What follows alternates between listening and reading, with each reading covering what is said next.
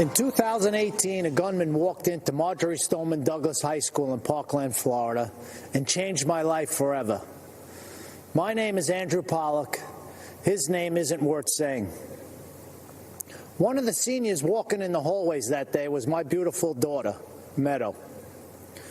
She was just months away from graduating and beginning a new life. We were so proud of the woman she had become. But in the hallway on that third floor, the gunman saw Meadow and shot her down the hallway, hitting her 4 times. After she was shot and on the floor, she crawled over to another student, a freshman girl, to protect her. She draped her body over her, and then the scumbag gunman shot my daughter at point-blank range 5 more times, killing Meadow and the girl she was shielding. She had a whole life ahead of her, and in that life, she could have done anything and been anything. So many moments that I waited so long for were taken from me. I didn't get to drop her off at college. I didn't get to walk her down the aisle. But every moment was taken from her, and for what? I never wanted this to become a political spectacle, but it did. I never wanted to meet the president like this, but I did. I was invited to the White House. The truth is, I had just buried my daughter that week. I really wasn't interested in public events like a tour or a photo op.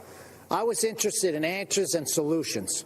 So if the president wanted to meet me personally, I said I'd go. They said, of course, that was his plan. At the White House, my family and I sat with the president in the Oval Office and told him about Meadow. I told him what we knew. I told him that his administration needed to take a closer look at what went wrong and why. And I got to see who President Trump really is.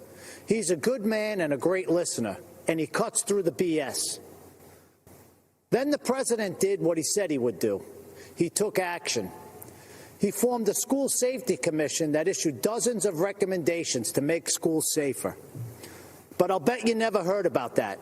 Instead, the media turned my daughter's murder into a coordinated attack on President Trump, Republicans, and our Second Amendment. In fact, when President Trump asked me and other parents of children that were murdered in school shootings to join him as he announced the commission's findings, the media's first question wasn't about protecting kids. Shockingly, they asked about the government shutdown. President Trump turned to me appalled and said, "Andy, can you believe these people? We're trying to talk about school safety, and this is what they do." But I could believe it. After my daughter's murder, the media didn't seem interested in the facts, so I found them myself. I learned that gun control laws didn't fail my daughter. People did. The gunman had threatened to kill his classmates before. He had threatened to rape them. He had threatened to shoot up the school. Every red flag you could imagine. But the school didn't just miss these red flags. They knowingly ignored them.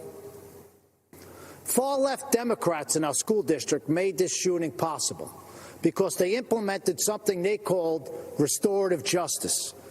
This policy, which really just blames teachers for students' failures, puts kids and teachers at risk and makes shootings more likely.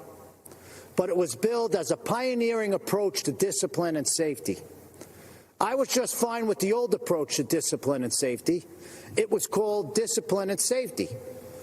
But the Obama-Biden administration took Parkland's bad policies and forced them into schools across America. When President Trump rescinded Obama's guidance on restorative justice policies, he put an end to that. And that meant the world to me. It's hard to tell how much Mr. Biden understands about what happened at Parkland. Mr. Biden has campaigned on bringing back restorative justice as part of his unity platform with Bernie Sanders and has pledged to implement it in school districts across America. But he doesn't even seem to know when the shooting happened. He said that he was vice president when it happened, but he wasn't. Mr. Biden may not know when my daughter was murdered, but I do. February 14, 2018. Mr. Biden may not know that these policies make shootings more likely, but I do. Mr. Biden may not know who was vice president that day, but I do. It wasn't Joe Biden. It was Mike Pence. Thank God. And I know who the president was, too. It wasn't Barack Obama. It was President Donald J. Trump, and he took action. I truly believe the safety of our kids depends on whether this man is reelected. I hope you'll join me in helping to make that happen. Mr. President, myself and millions of Americans appreciate you and love you. God bless America, and God bless our President, Donald J. Trump. Thank you.